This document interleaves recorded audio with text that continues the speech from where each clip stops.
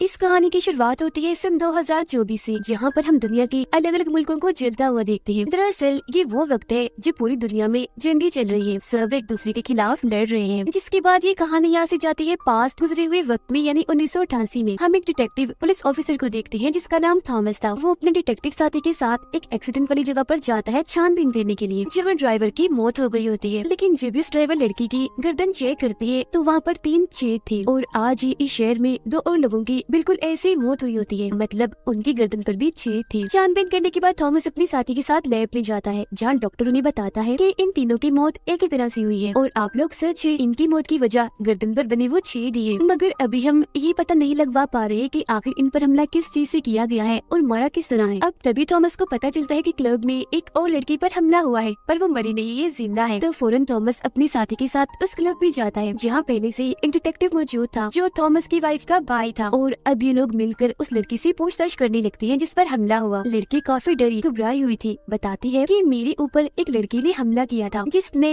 नीले रंग की हुडी वाली जैकेट पहनी हुई थी और उसके हाथ पर खून भी लगा हुआ था। अभी वो ये बातें उन्हें बता ही रही थी कि तभी उसकी गर्दन में दर्द होने लगता है। दर्द इतना बढ़ जाता है कि तड़प तड़प की उसकी मौत हो जाती है। चेक करने पर उसकी गर्दन पर भी वो निशान मिलते हैं, जिससे उन्हें समझ आ गई थी कि इसे भी उस लड़की ने ही मारा है जिसने आज उन 3 लोगों को भी मारा है। तो इसलिए ये लोग हर उस लड़की को गिरफ्तार कर लेते हैं जिसने नीले रंग की हुडी वाली जैकेट पहनी हुई थी, और पूछताछ करते हैं। अब जब थॉमस अपने साथी के साथ गाड़ी में था तो तभी उनके सामने नीली हुडी वाली लड़की आ जाती है, जो अपना मुंह छुपाकर फिर रही थी, और उन्हें देखते ही अचानक भागने लगती है। तब थॉमस भी अपने साथी के साथ फौरन भागता है, उसका पीछा करने लगता है। वो लड़की भागते भागते एक रेलवे स्टेशन पर आ गई थी। थॉमस के साथी ने उसे छुपा हुआ देख लिया था। वो चुपके से फिर आगे बढ़ के उसे पकड़ भी लेता है, लेकिन वो खुद को छुड़वाते हुए उसे एक बोर्ड में दे मारती है, जिससे उसका एक पैर टूट जाता है। और फिर तभी यहाँ थॉमस भी पहुँच चुका था, जो उस हुडी वाली लड़की को गन पॉइंट पर ले लेता है। वो फिर मुड़ती है, यहाँ हमें उसका नाम पता चलता है जो राया था। वो थॉमस को बताती है कि तुम्हारी वाइफ का बच्चा होने वाला है ना, आज उसकी बेटी होगी, जिसके बाद अफसोस तुम्हारी वाइफ की मौत हो जाएगी। थॉमस उसकी बातों का यकीन नहीं करता और उस पर झपट पड़ता है पकड़ने के लिए, जहाँ इन दोनों के बीच हाथापाई होने लगती है। थॉमस ने उसका पैर पकड़ लिया था, लेकिन राया चालाकी से थॉमस की हथकड़ी से उसे ही बांध देती है। लेकिन जब वो वहाँ से जाने लगती है तो थॉमस के हाथ में उसका वो हथियार लग जाता है, जिसके जरिए छेद करके वो सबको मारती है। वो फिर उस हथियार से राया की टांग पर वार कर देता है, जिससे उसका बैलेंस खराब हो गया था, और आती हुई ट्रेन से जैसे वो टकराती है, ट्रेन उसे उड़ा कर ले जाती है और उसकी मौत हो जाती है। उसे मारकर थॉमस सुकून का सांस लेता है, क्योंकि उसने इस केस को हल कर लिया था। पर जब वो बाहर आता है तो उसे पता चलता है कि मेरी वाइफ को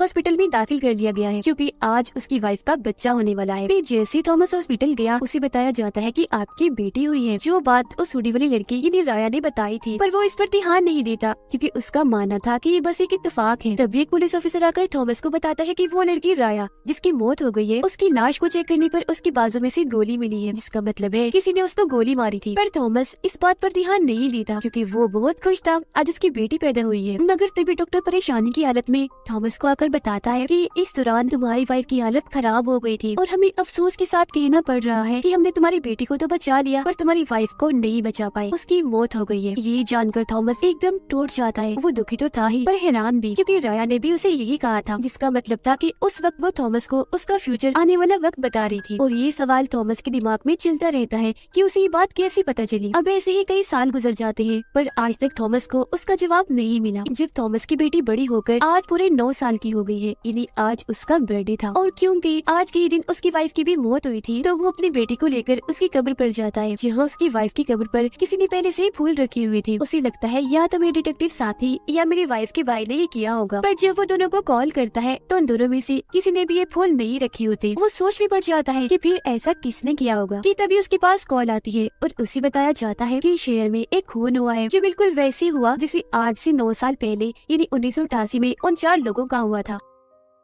हादसे वाली जगह पर थॉमस जाकर वहाँ के कैमरा की रिकॉर्डिंग चेक करता है, जिसमें वो नीले रंग की हुडी वाली एक लड़की को देखता है, जो हूबहू राया जैसी दिख रही थी। थॉमस सोच में पड़ जाता है कि 9 साल पहले तो उसकी मौत हो गई है, जिस पर सारे उसे समझाते हैं कि हो सकता है इस खूनी लड़की ने जानबूझ के नीली हुडी पहनी हो ताकि वो हमें गुमराह कर सके। पर थॉमस को शक होता है, इसीलिए वो 9 साल पहले वाली राया की फाइल को खोलता है, जिसमें उसके सामान के साथ उसे एक चाबी मिल जाती है, जिसकी जाँच करने के लिए वो अपने ऑफिसर साथी को देता है। तभी थॉमस को पता चलता है कि एयरपोर्ट पर एक और लड़की का कत्ल हो गया है, और जब भी अपने साथी के साथ वहाँ पहुँचता है तो उस लड़की की गर्दन पर भी वैसे ही छेद थे, जिससे थॉमस को समझ लग जाती है कि ये खूनी जो भी है सबको ऐसे एक ही तरीके से मार रहा है जो तरीका 9 साल पहले हुए कत्लों जैसा है। साथ ही उसे यहाँ पता चलता है कि जिस लड़की का खून हुआ है उसके पास एक राइटर की किताब थी और जिसका भी खून हुआ है सबके पास ये किताब मौजूद थी। इस वजह से उसके दिमाग में काफी सारे सवाल उठते हैं पर जवाब नहीं ढूंढ पा रहा था वो। अब जो चाबी थॉमस ने जांच करने के लिए दी थी पता चलता है कि वो एक जहाज की है, जिस जहाज को 1 साल पहले ही बनाया गया है, जो जानकर थॉमस और परेशान हो जाता है कि अगर ये जहाज 1 साल पहले ही बनाया गया है तो 9 साल पहले राया के पास ये चाबी कैसे आई। फिर अब थॉमस से मिलने एक साइंटिस्ट आते हैं जो डॉक्टर भी थे। वो उन्हें बताते हैं कि हर 9 साल के बाद जब भी रेड मून होता है इन्हें चांद ग्रहण लगता है तो उस दौरान एक पल ऐसा भी आता है जब हम पास्ट में टाइम ट्रेवल कर सकते हैं, वक्त में सफर करके गुजरे हुए वक्त में जा सकते हैं। उसके लिए मैंने एक मशीन भी बनाई है। अब थॉमस और उसके साथी को डॉक्टर की बातें बेकार लगती है तो इस पर वो ध्यान नहीं देते। तब डॉक्टर भी मायूस होकर वहाँ से चला जाता है। थॉमस और उसका साथी अब उस जगह पर आ जाते हैं जहाँ वो जहाज खड़ा था, जिसकी चाबी थॉमस को मिली थी। यहाँ थॉमस अकेला ही अंदर जाता है, जिसके सामने तभी राया आ जाती है और उस पर अपनी गन तान देती है। उसे जिंदा देखकर थॉमस एकदम हैरान था क्योंकि उसकी आंखों के सामने उसकी मौत हो गई थी, तो अब वो जिंदा कैसे है। और तो और उसकी उम्र भी नहीं बढ़ी जरा भी। राया गन पॉइंट पर थॉमस को कुछ बताने ही वाली थी कि तभी अंदर थॉमस का साथी आ जाता है। वो जैसे पलटती है गलती से उससे गोली चल जाती है, जिससे थॉमस के साथी की मौत हो जाती है। यहाँ क्योंकि सारी पुलिस भी आ चुकी थी इसीलिए राया थॉमस को जबरदस्ती लेकर जहाज में बैठ जाती है। उड़ान भरते ही वो थॉमस को बताती है कि तुम मुझे देखकर हैरान हो रही होगी है ना, मैं दरअसल बार बार टाइम ट्रेवल करके ही टाइम में पीछे आती हूँ। ऐसा मैं इसलिए करती हूँ ताकि फ्यूचर की दुनिया को ठीक कर सकूँ, क्योंकि अगर मैंने ऐसा ना किया तो फ्यूचर में सब कुछ बदल जाएगा, हर चीज तबाह हो जाएगी और मैं सिर्फ चांद ग्रहण की रात को ही टाइम ट्रेवल कर सकती हूँ। तब थॉमस सोचने लगता है कि ये तो वही थ्योरी है जो कुछ देर पहले डॉक्टर ने भी बताई थी। आगे कुछ बोलने से पहले राया थॉमस को धक्का देकर नीचे पानी में गिरा देती है। वो जैसे तैसे पानी से बाहर आ चुका था। अगली सुबह पुलिस जब चांदबीन करने यहाँ आती है तो उन्हें उस प्लेन के टूटे हुए टुकड़े मिलते हैं, जिसका मतलब था कि इनका प्लेन तबाह हो गया था,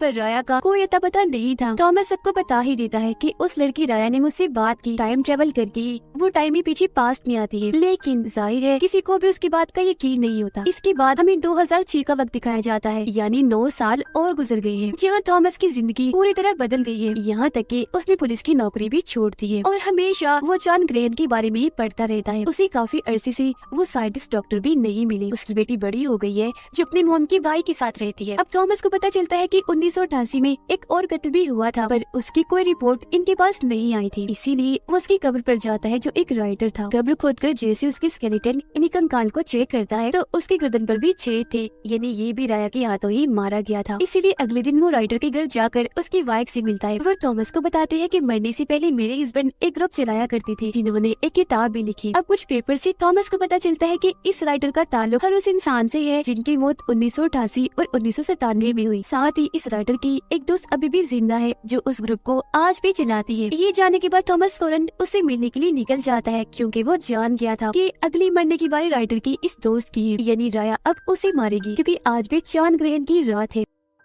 अब उसके घर ये पहुंच तो गया था पर काफी देर हो गई थी क्योंकि राइटर की वो दोस्त मारी गई थी। और फिर तभी थॉमस को राया दिख जाती है जो वहाँ से भाग रही थी। वो जल्दी से उस पर गोलियां चलाने लगता है। एक गोली आकर उसके हाथ पर लगती है पर फिर भी वो वहाँ से भाग जाती है। थॉमस उसका पीछे करता है, देखता है कि वो समंदर किनारे बने एक बड़े सी पाइप में चली गई है। उसके पीछे जब वो भी जाता है तो पाइप की उस पर उसे टाइम मशीन दिखती है जिसके अंदर राया बैठ चुकी थी। पानी मशीन में भरता जा रहा था और फिर एक तेज रोशनी के साथ ही मशीन वहाँ से गायब हो जाती है। दरअसल वो टाइम ट्रेवल करके 1988 में आ जाएगी जहाँ थॉमस की वजह से उसकी मौत हुई। उसका सबूत ये है कि उसकी लाश में से वो गोली मिली थी जो अब 2006 में थॉमस ने उसे मारी है, जिस गोली के बारे में पुलिस ऑफिसर ने आकर थॉमस को बताया भी था जब उसकी बेटी पैदा हुई थी। और अब यहाँ थॉमस को सारी बात समझ आ गई थी। तभी इधर पुलिस भी आ जाती है। हालांकि थॉमस उन्हें बहुत समझाता है पर एक तो कोई उसकी बात का यकीन नहीं करता, साथ ही उसे गिरफ्तार भी कर लिया जाता है क्योंकि पुलिस को लग रहा था कि राइटर की दोस्त को इसने ही मारा है। जिसके बाद हमें 2015 का वक्त दिखाया जाता है, यानी 9 साल और गुजर गए हैं और थॉमस आज भी इस अजीब केस को हल करने में लगा हुआ है। वो हमेशा उस पाइप के बाहर रहता है जहाँ से राया अंदर टाइम मशीन में गई थी और आज भी चांद ग्रहण की रात थी। थॉमस को यकीन था कि राया जरूर आएगी। हालांकि आज उसकी बेटी का बच्चा भी होने वाला था, लेकिन वो वहाँ नहीं गया क्योंकि वो राया को पकड़ना चाहता था। उसके ज़हन में सालों से जो सवाल है वो उनका जवाब चाहता है। और फिर आखिरकार वो टाइम मशीन वहाँ आकर गिरती है, जिसके बाद राया उस पाइप के जरिए बाहर निकल कर आती है। तब थॉमस उस पर गन तान देता है और पूछता है कि कि बताओ तुम कौन हो, आज तुम्हें बताना ही होगा। तो वो बताती है कि मैं राया आपकी नवासी हूँ, मैं बार बार टाइम ट्रेवल कर रही हूँ क्योंकि आपने ही मुझे ऐसा करने के लिए कहा था। साल 2024 से मैंने अपना सफर शुरू किया था, जहाँ दुनिया जल रही है, तबाह हो रही है क्योंकि पूरी दुनिया में जंग भी छिड़ी हुई है। और ऐसा उस राइटर की किताब से हुआ है जो उसने 1988 में लिखी थी, क्योंकि किताब को पढ़ने से लोगों के दिमाग पर उसका काफी गहरा असर हुआ। अपने मुल्क से प्यार की वजह से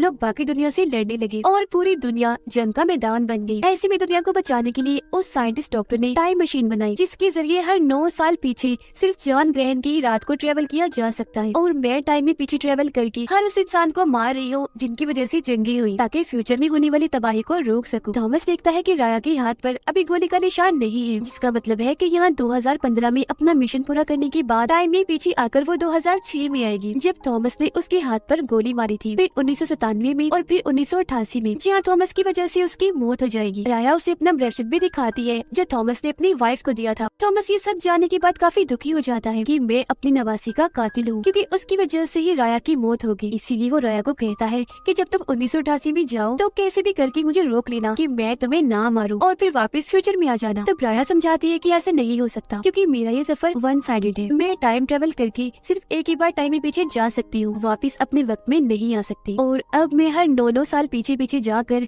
1988 में राइटर को भी मार दूंगी, ताकि वो किताब ना लिखे जिसकी वजह से जंग हुई। थॉमस ये सारी सच्चाई जानने के बाद काफी दुखी हो जाता है। तब राया उसे कहती है कि आप हॉस्पिटल जाएं, क्योंकि आज मैं पैदा होंगी। इतना कहते ही खुद वो यहाँ से निकल जाती है। थॉमस हॉस्पिटल आता है तो उसकी नवासी यानी राया पैदा होती है, जिससे वो बहुत प्यार करता है। और राया 9 साल पीछे जाकर हर उस इंसान को मार देती है जो जंग होने की वजह बने। और आखिर में राइटर के पास भी पहुँच गई थी जो किताब लिख रहा था। किताब ही क्योंकि जंग की वजह बनेगी तो पूरी होने से पहले ही वो राइटर को भी मार देती है, जिसके बाद हमें फ्यूचर यानी 2024 का वक्त दिखाया जाता है, जहाँ पर सारी तबाही वापस मुड़ना शुरू हो जाती है। सब कुछ ठीक हो गया था, मतलब यह जंग कभी हुई ही नहीं। राया पूरी दुनिया को बचाने के लिए अपने इस मिशन के दौरान मारी गई, लेकिन उसने अपना काम पूरा कर दिया। और इसी के साथ ये कहानी इधर ही खत्म हो जाती है।